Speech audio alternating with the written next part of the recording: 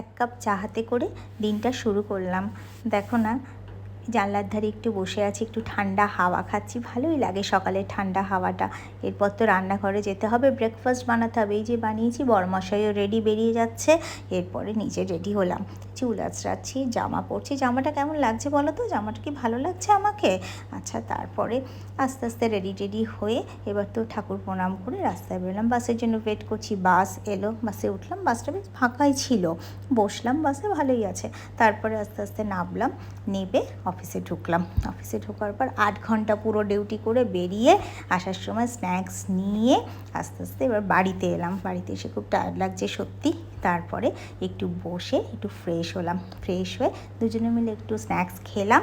খাওয়ার পর আস্তে আস্তে রান্নাঘরে যাব।